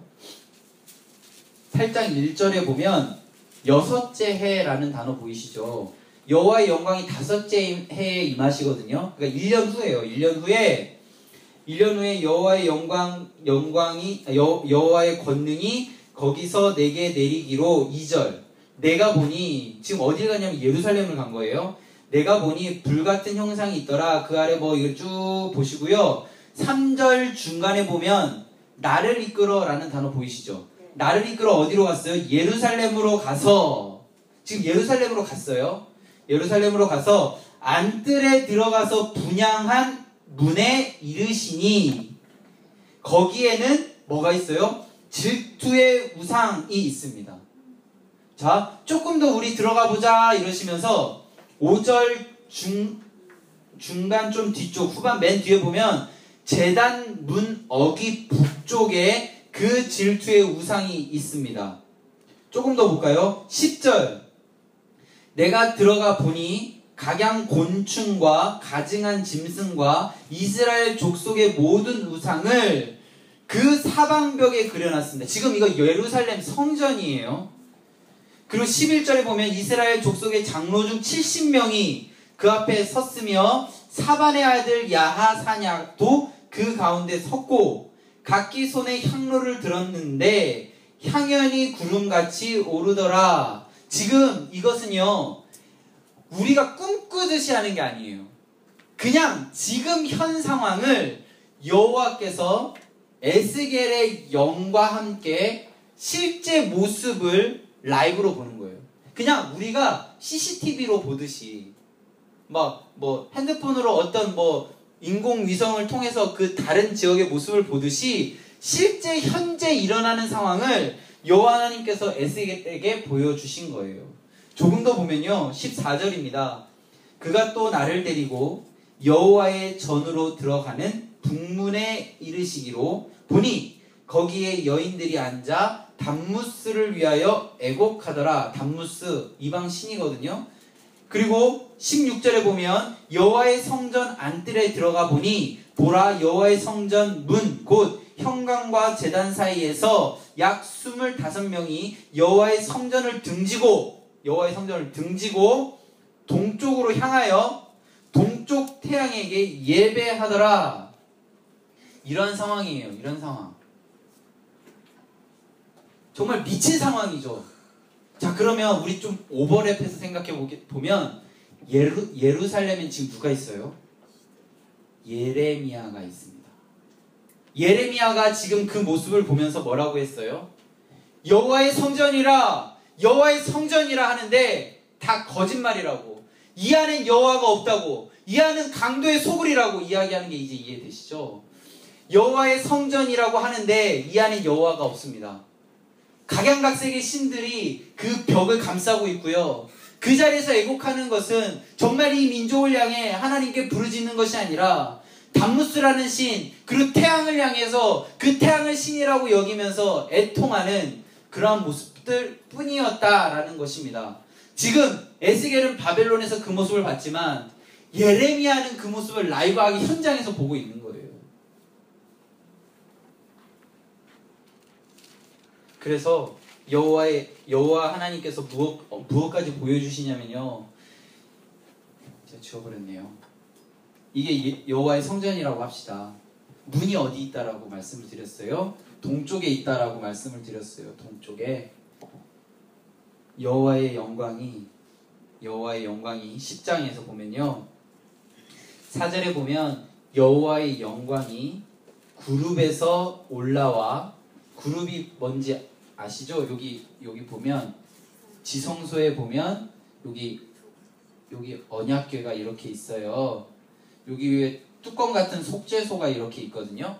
그 뚜껑 위에 이렇게 날개가 있는 이렇게 그룹이 있어요. 나중에 인터넷 서핑해 보시면 그룹 치면 나오는데요. 이 날개가 이렇게 긴 애 둘이, 애라고 하면 좀 그렇다. 존재 둘이 이렇게 하고 있어요. 그 그룹에서 올라와 성전 문지방에 이르니, 구름이 성전에 가득하며 여호와의 영광을 의미하니까 성전에 가득하며 여호와의 아름다운 광채가 뜰에 가득하였고, 구름이 날개 소리로 바깥 뜰까지 들리는데 전능하신 하나님이 말씀하시는 음성 같더라. 그런데요, 여기 보면 9절에 보면 내가 보니 그룹들 곁에 뭐가 있어요? 바퀴가 있어요. 그 말은 뭐냐면 이동하신다는 거예요. 이동. 여호와의 영광은 이동하신다는 것을 이 바퀴라는 단어로 설명하는 거거든요.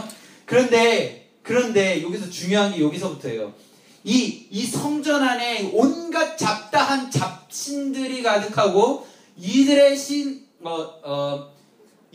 백성들이 시선이 하나님이 아닌 우상들을 향해 있으니까 18절 여호와의 영광이 성전 문지방을 떠나, 바퀴가 있으니까요.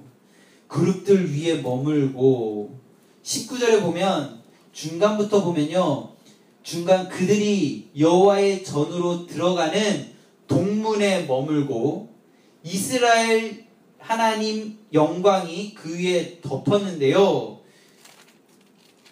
어디 갔냐? 11장 22절. 지금 여호와의 영광은 그룹들 위에 있는 겁니다. 그 그룹은 바퀴가 있어요. 이동이 가능해요. 이 성소는 지금 썩을 대로 썩었어요. 하나님께서 22절. 그때의 그룹들이 날개를 드는데 바퀴도 그 곁에 있고 이스라엘 하나님 영광도 그 위에 덮었어요. 그래서 여호와의 영광이 24절 맨 뒤에 보면 내가 본 환상이 나를 떠나 올라간지라 내가 사로잡힌 자에게 여호와께서 내게 보이신 모든 일을 말하니라. 결론은 무엇입니까? 여호와의 영광이 이 성소를 떠났다. 그게 10장과 11장에 나와 있는 이야기의 요약이에요. 지금 에스겔은 혀가 닫혀있는 상황이죠. 말을 못하는 상황인데 본 게 무엇이에요? 여호와의 영광이 떠난 상황을 본 것입니다. 그러면 여호와의 영광이 떠났다라고 주변 이스라엘 백성들한테 이야기할 수 있을까요? 없어요. 자기만 알고 있는 거예요. 지금 상황은.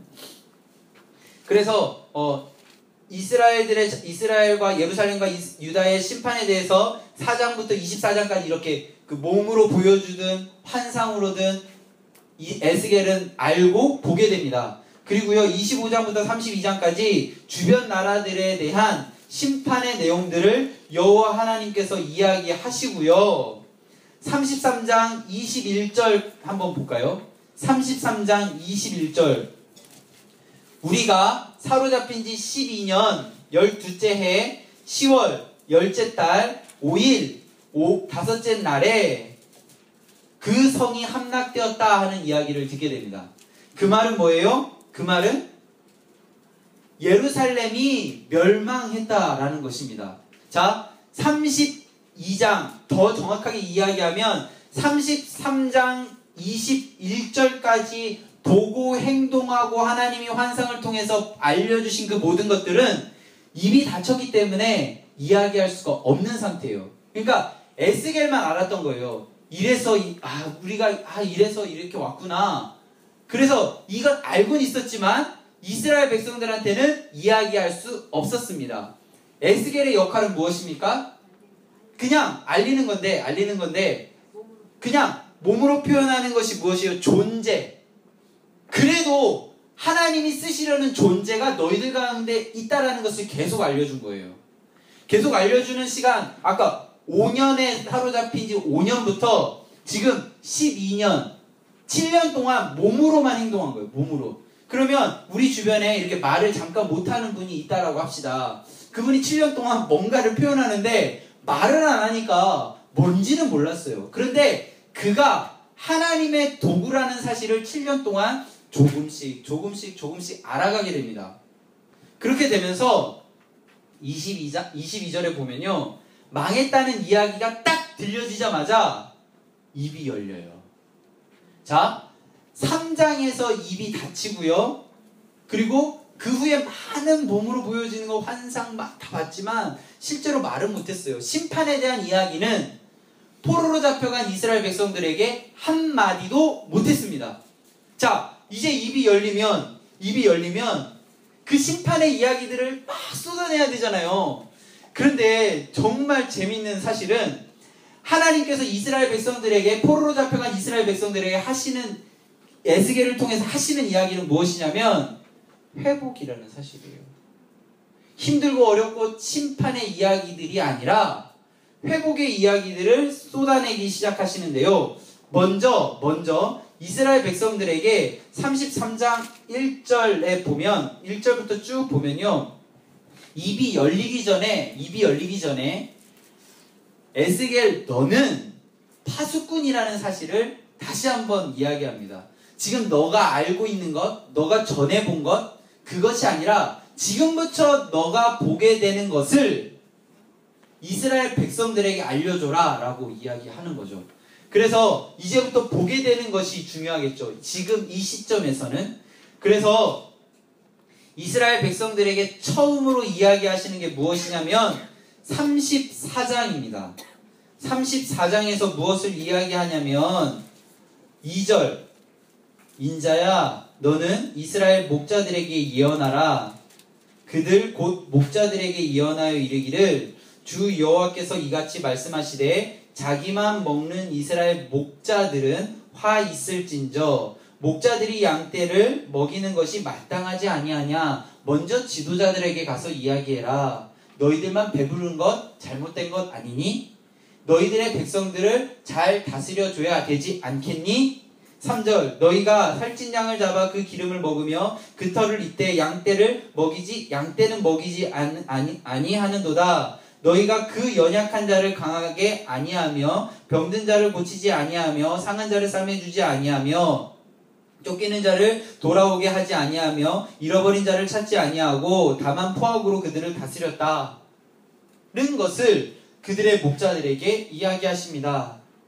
5절 목자가 없으므로 그들이 흩어져서 모든 들짐승의 밥이 되었다 라고 이야기합니다. 이 이야기를 하시는 주 목적은 무엇이냐면 목자들에 대한 심판이 아니에요. 아까 말했죠? 회복이라고. 이스라엘 백성들에게 이야기하는 겁니다. 너희들 인간 목자 잘못 만나서 어쩌면 지금 이렇게 된 거지만 이제 내가 너의 목자가 되어주겠다라는 것입니다. 여호와 하나님께서 내가 너의 목자가 되어주겠다라는 것을 이야기하십니다. 15절 34장 15절 같이 읽겠습니다. 시작.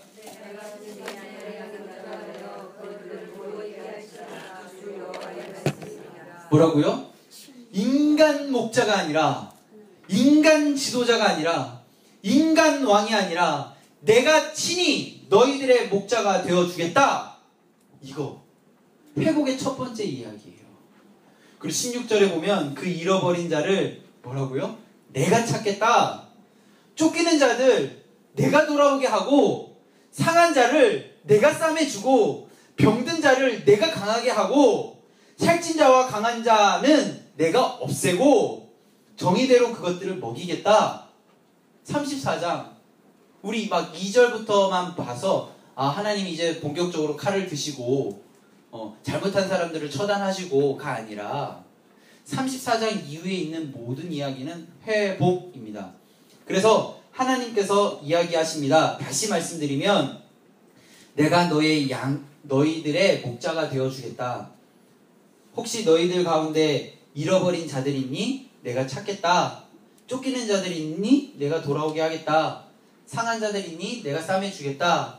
이 이야기는요 여기서만 끝나는 게 아니에요.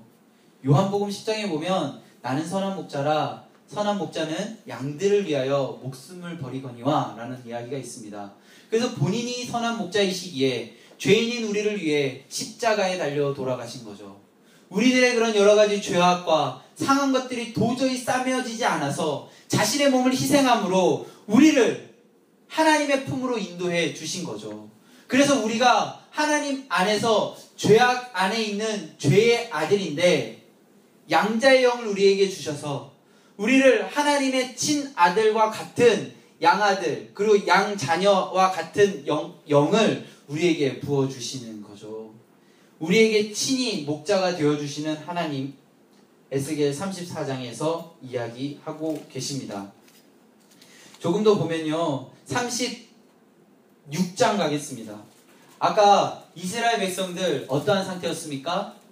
딱딱하게 굳어있는 상태라고 기억나시죠? 그 이마가 딱딱한 게 그 다이아몬드 금강석보다 더 단단하다고 말씀하셨습니다. 그 단단할 대로 단단하게 된 이스라엘 백성들을 하나님께서 어떻게 회복하시냐면요 제가 정말 좋아하는 말씀 중에 하나예요. 그런데 외워지지 않는 외워보려고 정말 노력하는데 왜 안 외워지는지는 잘 모르겠지만 24절부터 28절까지입니다. 한번 외워보세요.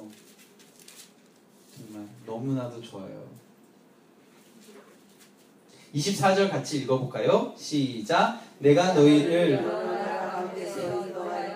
여러 민족 가운데서 모아 데리고 고국으로 돌아가서 맑은 물을 너희에게 뿌려서 너희를 정결하게 하되 곧 너희 모든 더러운 것에서와 모든 우상 숭배에서 너희를 정결하게 하는데요. 자, 여기 중요합니다.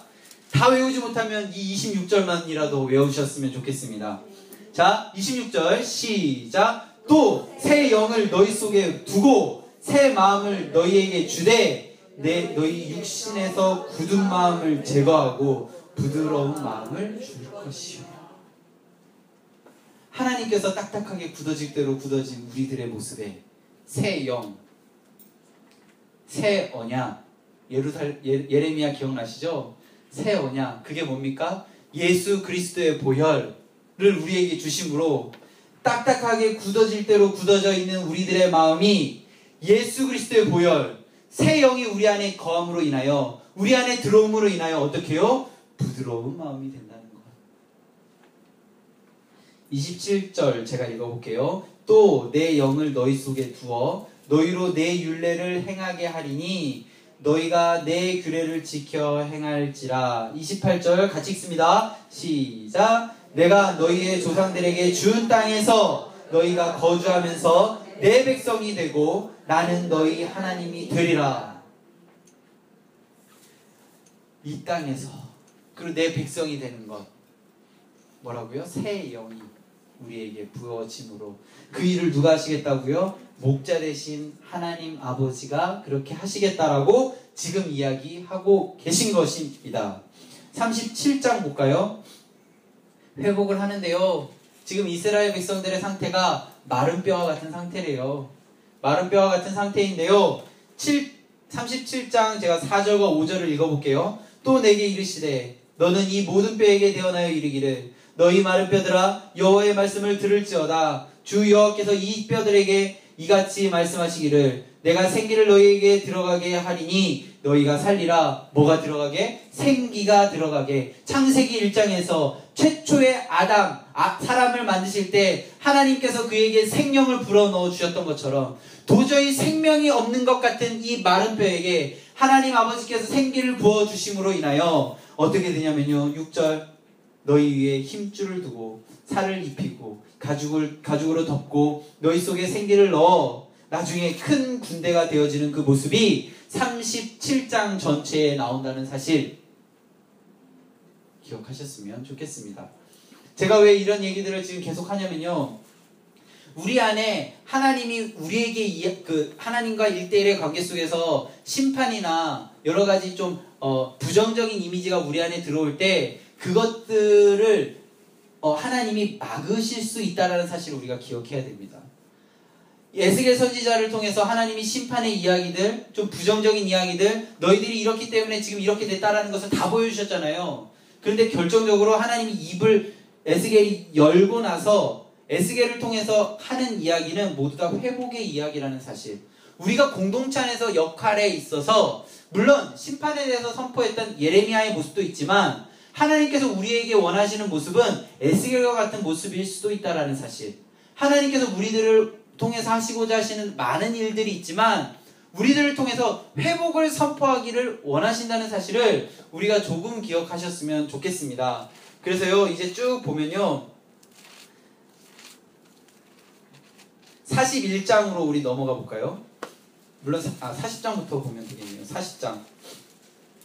40장 1절 우리가 사로잡힌 지 25째 25년 성님 함락된 지 14년이 되던 때에 여호와의 영광이 에스겔에게 임하셔서 무엇을 보여주셨냐면 2절입니다. 하나님의 이상 중에 나를 데리고 이스라엘 땅에 이르러 나를 매우 높은 산에 내려놓으시고 거기서 보여주신 것이 5절부터 마지막 절까지 쭉 보시면요. 예루살렘, 새로운 예루살렘 성전입니다. 41장도 예루살렘 성전이고요. 자, 입이 닫혔을 때는 심판의 이유가 됐던 예루살렘 성전의 모습을 보여주셨다면 이제 입이 열리고 나서는 다시 새롭게 거할 그 새로운 예루살렘 성전을 보여주시고 그 모습을 이스라엘 백성들에게 전하게 하셨다는 사실을 기억하셨으면 좋겠습니다.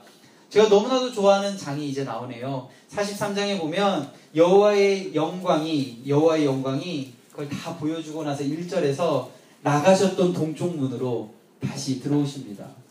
여호와의 영광이 성전에 임하자 그 하나님의 성전 여호와의 영광이 성전에 임하자 2절 이스라엘 하나님의 영광이 동쪽으로부터 오는데 하나님의 음성이 맑은 물소리 같고 땅은 그 영광에 말미암는데요. 거기서부터 이제 물이 나오기 시작합니다. 물이 나오기 시작하는데요. 몇 절부터 보면 되냐면 죄송합니다. 몇 장을 보면 되냐면요. 47장으로 넘어갈게요. 여호와의 영광이 임하자 이제 여호와의 영광이 임함으로 인해서 물이 나오기 시작하는데요. 1절에 보면 그가 나를 데리고 성전 문에 이르시니 성전의 앞면이 동쪽으로 향하였는데 그 문지방 옆에 물이 나와 동쪽으로 물이 이제 나오기 시작합니다. 나오는데요. 처음에 3절에 보면 그 물이 발목까지 이르고요. 4절에 보면 그 물이 조금씩 차서 무릎까지 이르고요. 그 물이 조금씩 차서 허리까지 이르고요. 그 물이 나중에 차서 헤엄칠 만한 물이 되고요. 그 다음에 더욱더 차서 사람이 능히 건너지 못하는 강이 된다는 사실. 한 번에 창수하면 좋겠죠. 그게 아니라 조금씩 차간다는 사실. 그런데요, 우리가 기억해야 되는 점은 무엇이냐면 여호와의 영광이 거함으로부터 시작된다는 것. 그래서 여호와 하나님께서 에스겔을 통해서 많은 것들을 보여주시고 알려주시지만 그 사실을 전해야 되는 시점에서는 회복에 대한 이야기들을 전하고 있다는 사실을 에스겔서를 통해서 보았습니다. 에스겔서 1장부터 48장까지 한번 읽어보셨으면 좋겠습니다. 저는요, 이 성경 읽기 훈련학교에서 많은 성경들을 읽어가면 너무 좋은데요. 이사야, 예레미야, 에스겔은 꼭 읽어보셨으면 좋겠습니다. 물론 창세기부터 다 읽어보시면 좋겠지만 무엇부터 읽어요? 라고 물어보면 이사야, 예레미야, 에스겔을 먼저 읽어보셨으면 좋겠습니다. 그래서 에스겔까지 다 읽으면 우리가 이제 다니엘을 읽어야 되는데요. 우리 잠깐 쉬었다가 다니엘까지 하고 오늘 마치도록 하겠습니다. 네, 책입니다. 진짜 저도 스스로 되게 대견하다 이러고 있는데요. 여기 계신 분들 정말 대단하신 것 같아요. 이게 앉아서 이렇게 이야기를 이렇게 계속 듣는다는 게 쉬운 일이 아닌데 읽어가면서 좀 제가 도움을 드릴 수 있는 부분들이 있으면 제가 도와드릴 거고요. 그리고 이 성경 공부 다 끝나고도 물어보시고 그렇게 하시면 물론 교구 목사님들이 더 잘 대답해 주시겠지만 저도 도와드리도록 하겠습니다. 그 다니엘서는 사실 우리가 좀 자주 많이 이렇게 접하는 책 중에 하나예요. 그 다니엘서는 아까 에스겔이 포로로 잡혀갔던 사람 중에 한 명이라고 말씀을 드렸잖아요. 에스겔도 왕의 근처에서 왕과 함께 이렇게 사로잡혀 갔던 사람이라고 말씀을 드렸잖아요. 다니엘이 에스겔과 비슷해요. 여기 보면요. 1장에 보면 1장 1절에 보면 유다왕 여호야김이 다스린 지 3년이 되던 해에 바벨론 왕 느부갓네살이 예루살렘에 이르러 성을 에워싸서 잡아간 사람이 다니엘이에요. 그러니까 우리가 일제시대에 와서 막 도공들 막 일본에 이렇게 데려갔잖아요. 그런 식으로 그 당시에 좀 똑똑하고 좀 재능 있고 좀 총명한 그런 그 사람들을 그 바벨론에서 먼저 이렇게 잡아갔대요. 그 중에 한 명이 다니엘이거든요.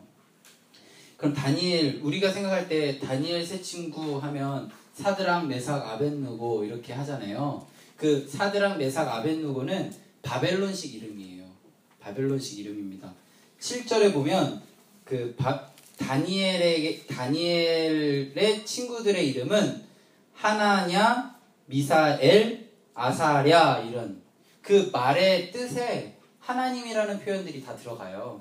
그런 식으로 이렇게 되어 있는데 다니엘에게 이제 계명을 하거든요. 우리나라 그 창시 계명 했던 것처럼 다니엘을 바벨론식으로 벨드사살이라고 바꾸고요. 하나냐를 사드락이라고 바꾸고요. 미사엘을 메삭이라고 바꾸고요. 아사랴를 아벳느고라고 바꿉니다.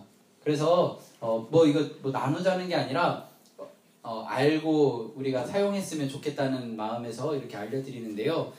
다니엘의 세 친구의 이름은 우리 사드락, 메삭, 아벳느고도 물론 알아야 되지만 원래 이름인 하나냐, 미사엘, 아사랴로 기억하고 기억했으면 좋겠어요. 그래서 다니엘은 설명이 굉장히 쉬운 책이에요. 그래서 제가 좀 설명을 드리면 표에도 다 제가 그렸지만 이 표를 이해하려면 제가 하는 이야기를 좀 잘 들어주시면 되는데 다니엘은 이렇게 V자로 이야기를 다 정리할 수 있어요. 2장, 3장, 4장, 5장, 6장, 7장. 여기도 보시면 이렇게 좀 V자 형식으로 이렇게 그려져 있는 거 보이시죠? 이렇게 한색 바탕에 흰색 테두리에서 2장은 무엇이냐면 꿈 이야기예요. 꿈 이야기. 2장은 3장은 저항하는 것. 그러니까 신앙이 무너져 갈 때 저항하는 모습이 3장과 6장이 있고요. 4장은 교만한 그 당시의 왕들의 모습이에요. 자, 그러면 우리로 따지면 그리스도인, 이때로 따지면 유대인, 하나님을 믿는 사람으로서 하나님이 아닌 다른 신 앞에 절하라고 했을 때 거부했던 3명의 친구들의 이야기가 3장 아니면 6장에 나와 있거든요. 그죠? 이 표로 하면, 그래서 성경을 빨리 찾는 법을 알려드리는 거예요. 그래서 다니엘에게는 3명의 친구가 있었잖아요. 그래서 3장에 가면 있어요. 그리고요 6장에 가면 다니엘이 그 사자굴에 들어가는 장면이 여기 사자굴은 6장, 불은 3장. 이렇게 그냥 빨리 찾아야 되니까 그렇게 알려드리고요. 여기 보면 2장부터 이렇게 조금씩 보면 되는데 1장부터 보겠습니다. 1장 17절을 보면 하나님이 이 네 소년에게 학문을 주시고 모든 서적을 깨닫게 하시고 지혜를 주셨으니 다니엘은 또 모든 환상과 꿈을 깨달아 알더라. 20절에 보면 왕이 그들에게 모든 일을 묻는 중에 그 지혜와 총명이 온 나라 박수와 술객보다 10배 더 나은 줄을 알았다. 앞에 이야기들은 채식해가지고 얼굴이 윤기가 나고 이런 이야기들은 다 아시죠? 그래서 다니엘서 1장의 내용들의 중심은 무엇이냐면 물론 우상의 재물을 안 먹어서 그 신앙을 지켰다 이것도 중요하지만 그들에게 있는 지혜가 어디로부터 나왔는가? 하나님이 주셨다입니다. 하나님이 주셨고 하나님이 주신 지혜는 그 당시에 지혜와 총명이 뛰어난 박수나 술객 같은 사람들보다 10배 더 하더라라는 이야기가 기록되어 있다는 사실을 기억하고 2장부터 읽어나가면 되는데요. 2장에 보면 2장 1절에서 느부갓네살 왕이 다스리던 시절의 이야기예요. 그래서 이 2장, 3장, 4장 전체는 느부갓네살 왕 이야기예요. 느부갓네살 왕 이야기가 몰려 있고요. 이쪽 보시면 그래서 꿈을 한번 해석해봐라 라고 이야기를 합니다. 꿈을 다 해석해봐라 라고 이야기를 하니까 여호와 하나님 사람들이 해석하지 못하죠. 해석하지 못하고 여기 보면 다니엘이 25절부터 쭉 보면 해석을 하는데요. 여기 보면 그 해석하는 것도 너무 좋고 너무 좋은데 저는 다니엘서를 볼 때마다 감동되어지는 그런 구절이 있어요. 그 당시의 전쟁은요, 신과 신의 전쟁이에요. 어느 신이 더 세냐 이 싸움이거든요. 지금 형국은 어때요? 바벨론의 신이 더 센 형국이에요. 바벨론의 신이 더 세다라고 사람들이 인정하는 그런 시대적 분위기잖아요. 바벨론이 제일 세니까 지금. 그런데 이 꿈을 다 풀어준 이야기를 들은 포로국에서 데려온 다니엘의 하나님에 대해서 2장 47절에서 자 어떻게 이야기하냐면요. 느부갓네살 왕, 그 당시 최고로 강한 힘을 갖고 있는 강한 신을 섬기는 느부갓네살 왕이 뭐라고 이야기하냐면요. 왕이 대답하여 다니엘에게 이르되 너희 하나님은 참으로 모든 신들의 신이요 모든 왕의 주제시로다. 내가 능히 이 은밀한 것을 나타내었으니 내 하나님은 또 은밀한 것을 나타내시는 이시로다. 식민지에서 데려온 사람이 꿈 해몽한 이야기를 들어보니 내가 믿고 있는 바벨론의 신보다 너가 믿는 하나님이 진짜 신이구나. 내가 믿는 신보다 너가 믿는 신 하나님이 더 뛰어난 하나님이구나. 더 뛰어난 신이구나 라고 고백하는 거예요. 이거는 그냥 우리가 지금 한글로 읽기 때문에 그냥 그런 이야기 같지만 이 당시에는 엄청난 고백이거든요. 전쟁에서 이기면요 그 신은 없어져요. 그러니까 뭐 다신론 국가들이 그렇겠죠. 막 신들 다 인정해요. 그래 너희 신 우리 신 누가 센지 한번 싸워보자. 엘리야도 그랬잖아요. 엘리야 뭐 야 니네 신이랑 우리 신 누가 더 센지 한번 기도 대결 해보자. 막 이런 논리거든요. 모든 전쟁이. 거기서 지금 유다가 졌잖아요. 그래서 데리고 온 거잖아요. 그럼 내 신이 더 세다라는 그런 자부심에 극치에 있는 왕의 입에서 이런 고백이 나온 거예요. 와, 어마어마하죠. 그래서 여기 보면요, 그 왕이 그런데 그 신하들의 그 꼬임에 넘어가서 어떤 일을 하냐면 그 신상을 하나 만드는데 그 신상 앞에 절하라고 이렇게 이야기를 해요. 그런데 다니엘의 세 친구가 그게 절하지 않은 것을 알게 되죠. 근데 신하들의 눈에서는 식민지에서 와서 뭔가 혁혁한 공을 세우는 그 다니엘과 세 친구가 눈에 가시겠죠.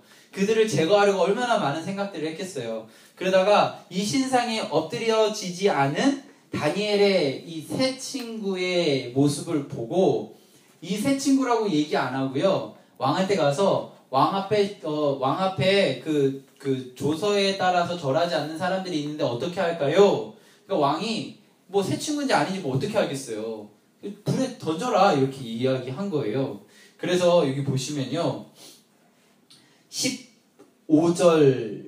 15절 중간부터 보겠습니다. 15절 중간. 내가 만든 신상 보이시죠? 내가 만든 신상 앞에 엎드려 절하면 좋거니와 너희가 만일 절하지 아니하면 즉시 너희를 맹렬히 타는 풀무풍 가운데 던져 놓을 것이니 능히 너희를 내 손에 건져낼 신이 누구이겠느냐 하니 결국 신싸움으로 가게 된 거예요. 사드락과 메삭과 아벳느고가 왕에게 대답하여 이르되 느부갓네살이여 우리가 이 일에 대하여 왕에게 대답할 필요가 없습니다. 그는 대답할 가치조차 없는 이야기입니다. 17절 왕이여 우리가 섬기는 하나님이 계시다면 우리를 맹렬히 타는 풀무불 가운데서 능히 건져내시겠고 왕의 손에서도 건져내실 것입니다. 대단하죠? 여기서 끝나면 사실 우리도 이렇게 이야기할 수 있어요. 사실 말하는 것도 막 정말 힘들지만 근데 진짜 신앙은 여기부터입니다. 18절 그렇게 하지 아니하실지라도 왕이여 우리가 왕의 신들을 섬기지도 아니하고 왕이 세우신 금신상에도 절하지 아니할 줄을 아옵소서라고 되어 있습니다. 우리는요 풀무불에 들어가서 여호와 하나님이 뭐 어떤 예전에 어렴풋이 저도 태어났을 때부터 교회 다녔으니까 얼마나 많은 설교를 들었겠어요. 어렴풋이 지나가다가 막 잘 들은 것도 아니고 막 다니엘의 세 친구에게 하나님이 뭐 에어컨과 같은 아주 시원함으로 막 해서 풀무불 뭐 이불까지 덮을 정도로 그렇게 했다 막 이렇게 막 극화해서 하는 그런 설교도 들었던 기억이 있어요. 그건 잘 모르겠는데요. 성경에 안 기록되어 있으니까 잘 모르겠는데요. 중요한 것은 저는 이 세 친구가 죽었든 살았든 아무 의미가 없습니다.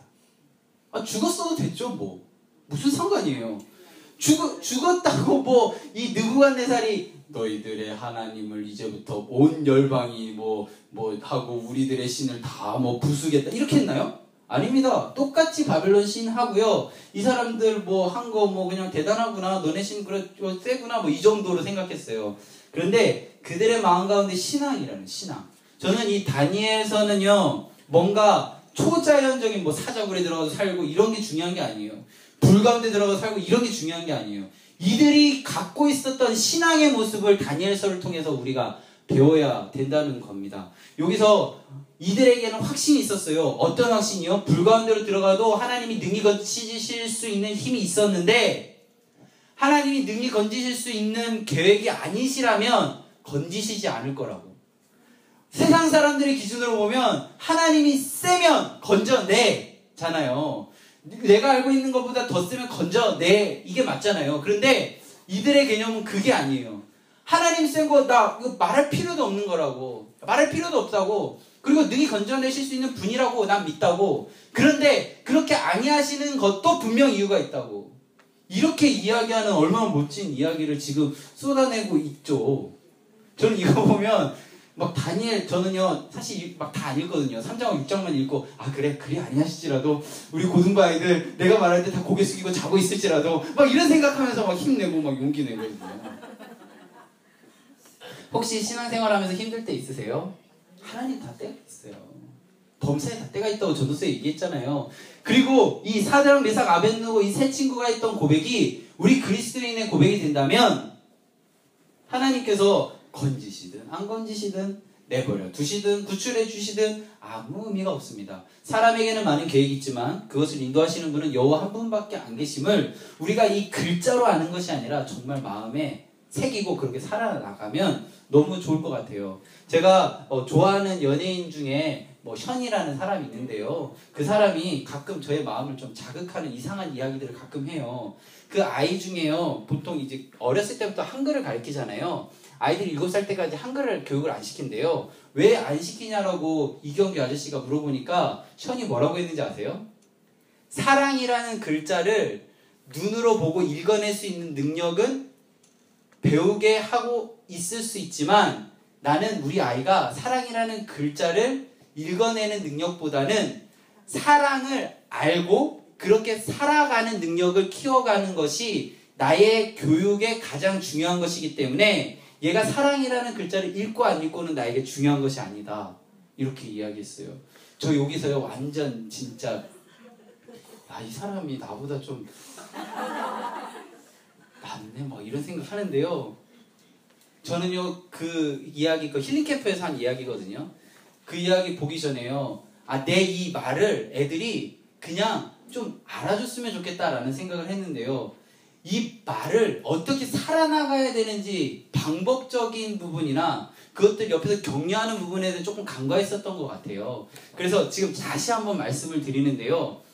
사드락 메삭 아벳느고가 우리는 그런 찬양도 해요. 그리 아니하실지라도 막 그런 찬양도 하잖아요. 그런 찬양이 중요한 게 아니고요. 이렇게 살아내는 게 중요한 것 같아요. 조금 더 볼까요? 우리 또 점프해서 6장으로 가면 다니엘이요. 하루에 3번 10절 6장 10절에 보면 다니엘이 예루살렘을 향해서 무릎 꿇고 기도하는 장면이 있어요. 이때는 어떤 조서가 내려졌냐면 왕 외에 다른 존재 앞에 무릎 꿇지 말아라 라는 조서가 내려왔어요. 그런데 다니엘 그렇게 안 해요. 평소대로 예루살렘을 향해 창문을 열고 무릎 꿇고 기도합니다. 그것을 보고 사람들이 왕한테 이야기하죠. 왕은 다니엘이 하나님 보호하심 아래 있는 사람이라는 것을 알아요.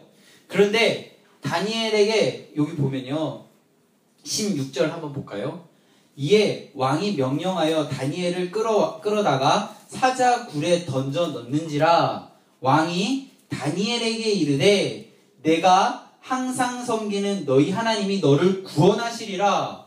이렇게 이야기해요. 그래서 다니엘이 사자굴에 들어가고 다음날 아침 19절 이튿날 왕이 새벽에 일어나 급히 사자굴에 가서 다니엘이 든 굴에 가까이 이르러 슬피 소리질러 다니엘에게 묻되 살아계신 하나님의 종 다니엘아 내가 항상 섬기는 내 하나님이 사자들에게서 능히 너를 구원하셨느냐?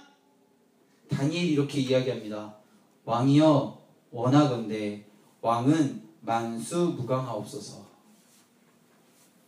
나의 하나님이 이미 그의 천사를 보내어 사자들의 입을 봉하셨으므로 사자들이 나를 상해하지 못하였사오니 이는 나의 무죄함이 그 앞에 명백하오며 또 왕이여 나는 왕에게도 해를 끼치지 아니하였나이다.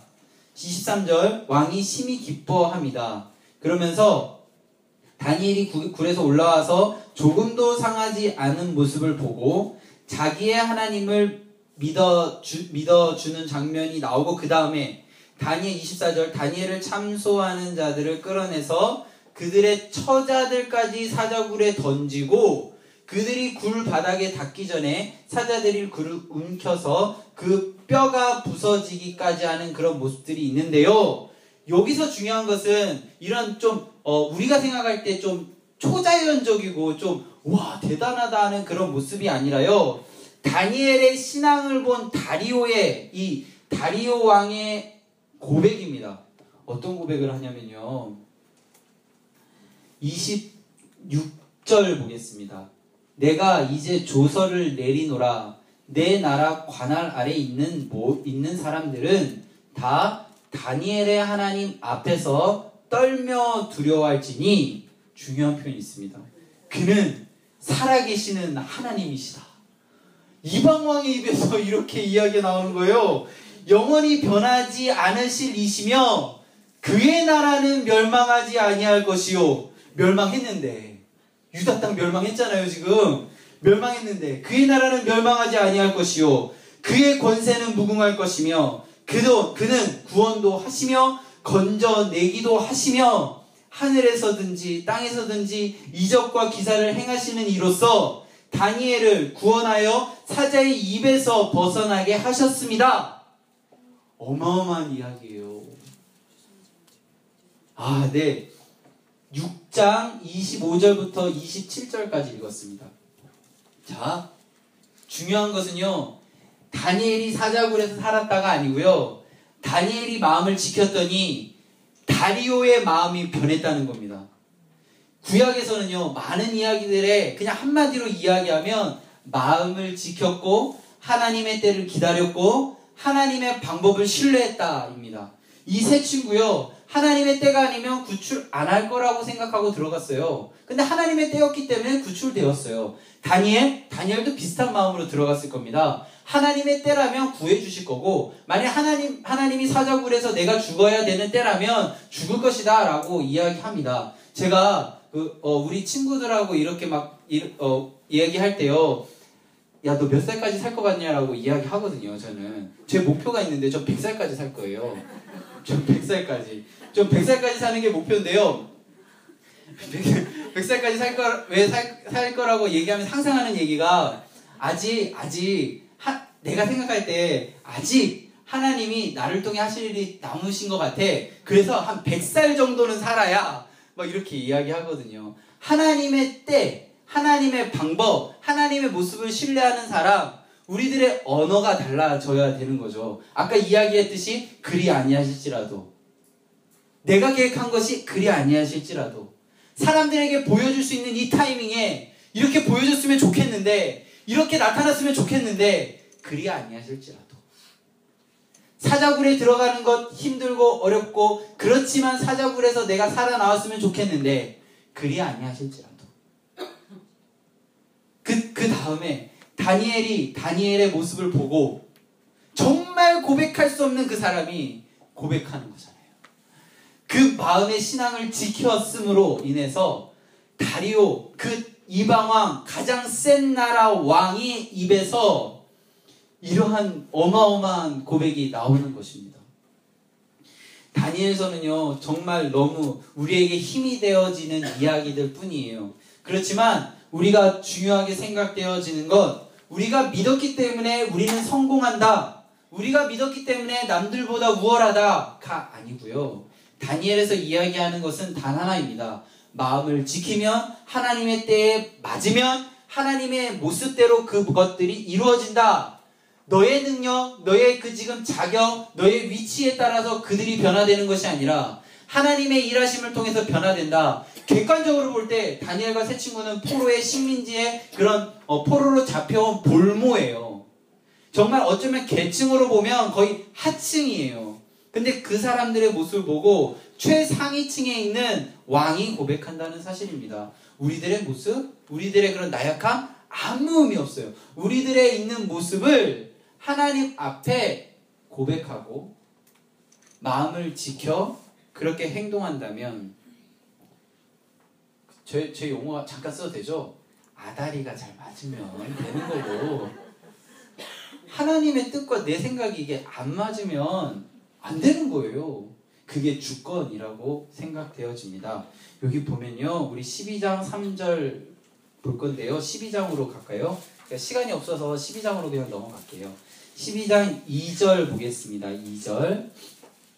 땅의 티끌 가운데서 자는 자 중에서 많은 사람이 깨어나 영생을 받는 자도 있겠고 수치를 당하여 영원히 부끄러움을 당할 자도 있으며. 3절 읽습니다. 시작.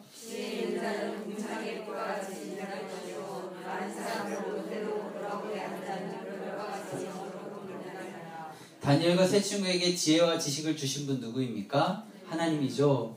하나님이 주신 지혜와 지식, 다시 잠언으로 돌아가면 지혜와 지식의 근본 되신 하나님을 경외하면 우리는 잘 살아갈 수 있는 것입니다. 여기서 말하는 잘 살아간다는 건 잘 아시죠? 뭔가 막 진짜 부가 막 진짜 막 해서 막 호주머니에서 막 수표 100만 원이 떨어져도 아무렇게 개의치 않는 그런 삶이 아니라, 우리의 삶, 사실 그랬으면 좋겠어요. 우리의 삶 가운데 죄송합니다. 우리의 삶 가운데 하나님이 역사하심을 인하여 우리의 모습을 보고 하나님이 증거되어지고 그것으로 인하여 하나님이 반짝반짝 빛나는 그러한 삶. 그렇게 되면 하나님만 빛나는 것이 아니라 우리도 하나님의 품 안에서 함께 빛나는 삶. 그걸 다니엘이 이야기하고 있는 거예요. 여기 보면요, 13절 마지막 절만 제가 읽을게요. 너는 가서 마지막을 기다리라. 이는 내가 평안히 쉬다가 끝날에는 내 몫을 누릴 것이다. 하나님께서는요, 제가 구약 지금 창세기부터 다니엘까지 지금 쭉 읽어가고 있는데요. 같이 읽어가고 있거든요. 거기에서 이야기하시는 건 우리를 향한 하나님의 마음은 하나였어요.